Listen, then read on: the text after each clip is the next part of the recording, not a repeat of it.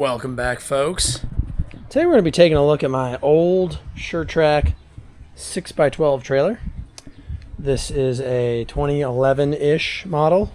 It is 3,000 pounds gross vehicle weight rating, and the trailer itself is physically 1,000 pounds. Okay, so you've got 2,000 pounds of payload. However, fun fact, it has a 3,500 pound axle. So you can really haul 2,500 on it and not be over the axle or tire rating. Now, whether or not the frame of the trailer is made for that much weight, I'll let you be the judge. Again, it's 2011-ish model. The only really modifications I've done is I added the flipper jack here, which I like. The center jack's fine. I actually still have it. It's more convenient. It looks like crap, but it's more convenient. This trailer's not exactly a looker, let's just be real. This is a magnetic tool rail that has been stuck on here for years for absolutely no reason. I just literally never took it off. So that's what we're going to do today. I'm going to take that off. The tires are straight up Chinesium. The Road Max STs, but I don't really tow this trailer that far. They're higher load range, so, you know, hopefully they'll be fine. They're like 3 or 4 years old. Now, actually, they're 5 years old, 2020. Holy crap, guys. This is actually garage kept, so that helps the tires stay in good condition, which is nice. I did all LED lighting on it. It had all just incandescent. I swapped all those out because I had some blown bulbs. Actually, I might be lying to you guys. These might be incandescent. I don't think these are LEDs. No, they're LEDs. Anyway, so that's all upgraded, which is good. And then the only other thing I really ever had to do to this trailer is just fix the electrical cord conduit. As dumb as that sounds, that whole conduit tore up over time. I just put some new loom on it. That's about it. So what we're doing today is we are going to re-crown the underneath of it. So with this trailer over the years, it has been towed in snow, and I've done a very poor job of keeping it crowned. Hi. Hello, Jakers Bakers. I'm very busy right now. Excuse me. Hey, sir, excuse me. I'm trying to show the people what's right behind you. So I've not done a great job of it, but I have kept this crowned. But you can see, there's paint flaking and stuff.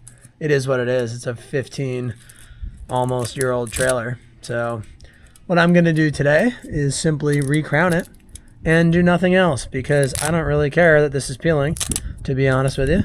It's still perfectly solid. It will continue to be perfectly solid. I will probably scrape some of this paint off though, because that'll at least be good. But she's a little bit crusty, if we're being honest. But it's solid, so at some point I should probably sand all this and paint it and then re-crown it, but that someday is not today. I'll throw the time lapse on. I'm going to take the scraper. I'm going to scrape whatever comes off easily. I'm then going to take the can of the best stuff in the world, Krown.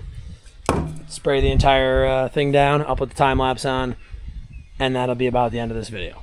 So, as you can see from all the carnage on the ground, I've removed quite a bit of flaking powder coat.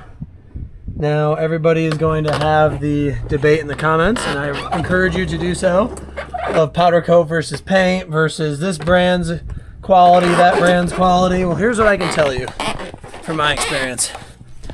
Again, 15-year-old trailer almost.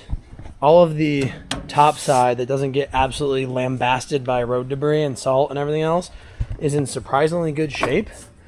I've put scrap steel and all this kind of stuff in this trailer, and even the fenders are pretty decent.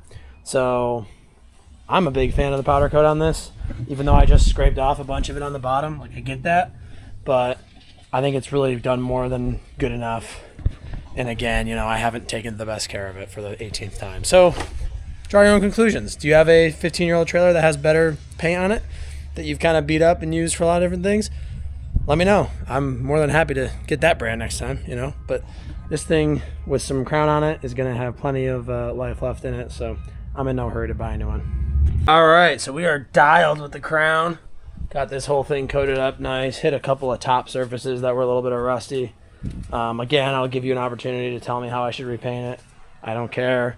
Right now I'm drilling some holes in here finally, which I've been meaning to do forever, so that I can get some Krown down into these tubes. These are a little bit worn out from when the ramp dragged on the ground one time. But we'll drill holes in all of them, and then we'll just shoot some Krown down into the square steel tubes here. I should have done that years ago, and I just never did. So let's do that.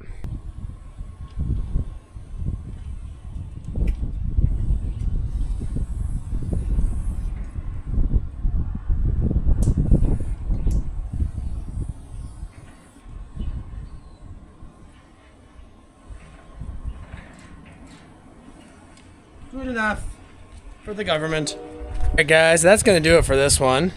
If you want to see more Krown applications on cars and trucks and stuff, click here or there. I forget where it goes, but I'll put a couple cards up as I'm rambling right now, and there they all are. So you can kind of check those out and see on a more, serious application, if you will. But this is going to be good enough to keep this trailer going for another 10 to 15 years, I think. And we'll just keep good good tires on it, good wheel bearings all greased up and everything else. I'll probably shoot some grease in those, actually. And we'll be all set. So anyways, guys, as always, thanks for watching. God bless America, and I'll see you on the next one. Goodbye.